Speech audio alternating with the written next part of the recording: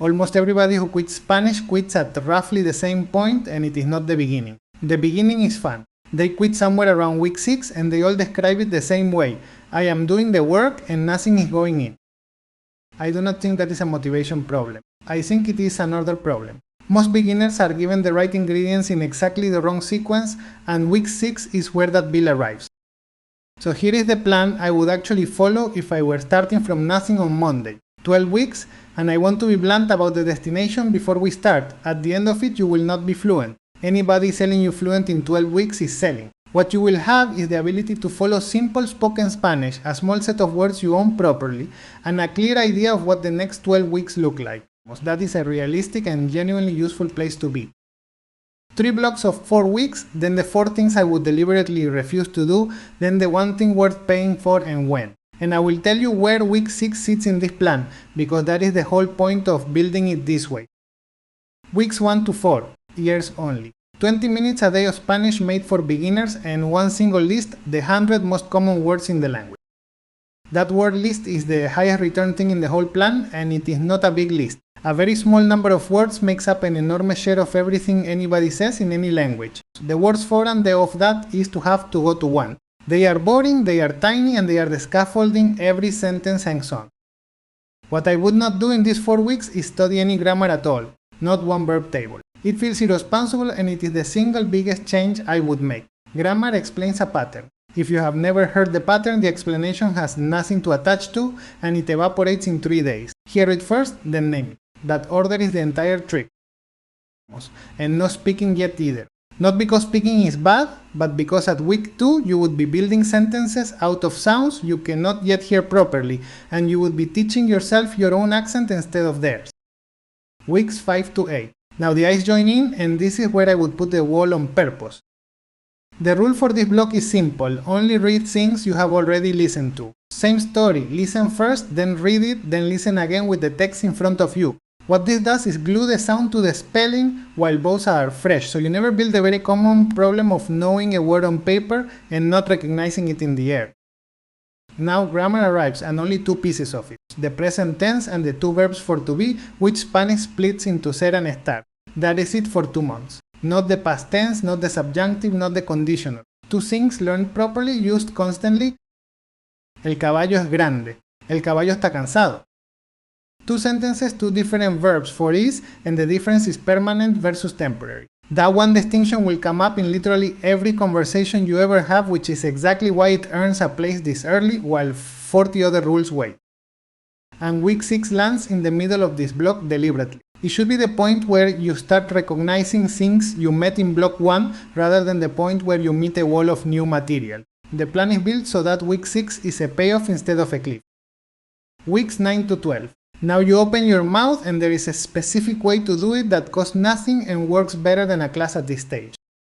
Take a recording you have already listened to many times. Play 1 sentence, pause, and say it out loud, trying to copy the rhythm rather than the words. Then the next sentence. You are not composing anything, you are imitating, and imitation is how you install a rhythm you could never have described. Then, and only then, add the past tense, because now you have something to talk about that already happened. And this is the point where talking to a real human starts paying for itself, which it did not in week 2. Now the 4 things I would refuse to do, and refusing them is as important as anything above.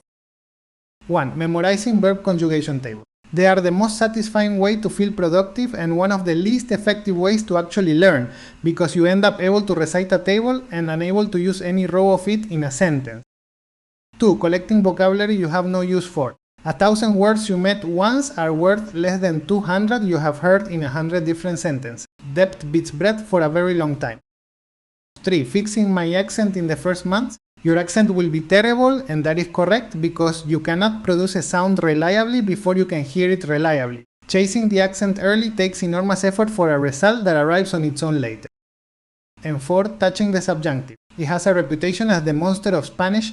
People go and look at it early out of fear, and they come back frightened for no reason. It is a mood you absorb from hearing it, and it is a genuinely poor thing to study cold.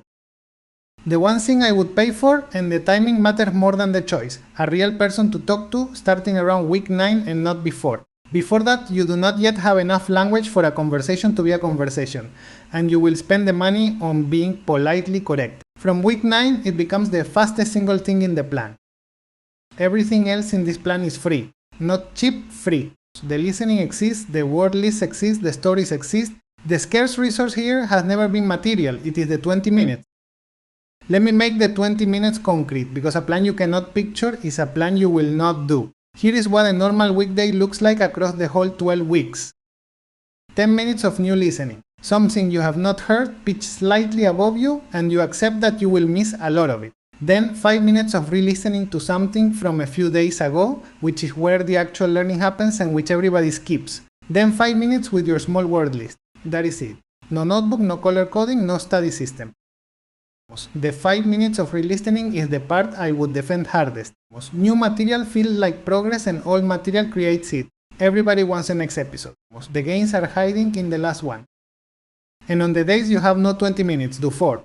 Genuinely. 4 minutes keeps the habit alive, and the habit is the only asset you are building in the first month. A missed day is nothing. 3 missed days is how people stop.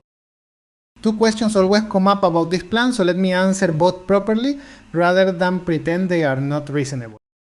First, can I use an app? Yes, and be clear about what you are using it for.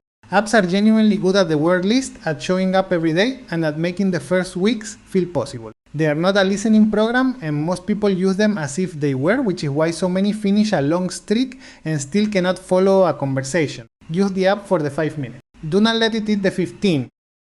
Second, should I take a class from week 1? You can, and it will not hurt, but it is expensive for what it gives you at that stage. In week 1, a teacher is mostly delivering information you could get free, and the thing a teacher is uniquely worth paying for is being talked to, which you cannot use yet. Same money spent in week 9 by several times as much. Let me show you what week 4 is supposed to sound like from the inside, so you have something to aim at rather than a feeling. 4 sentences, ordinary speed. El pingüino vive en una casa blanca. La casa está cerca del mar. Por la mañana el pingüino come pan y bebe café. El pingüino está muy contento. If you cut most of that with no preparation, then 4 weeks of 20 minutes gets you comfortably past it. That is not a big promise, and that is exactly why I trust it. So the plan in one line: listen before you study, read only what you have heard, speak in month 3, and refuse the 4 things that feel like progress and are not.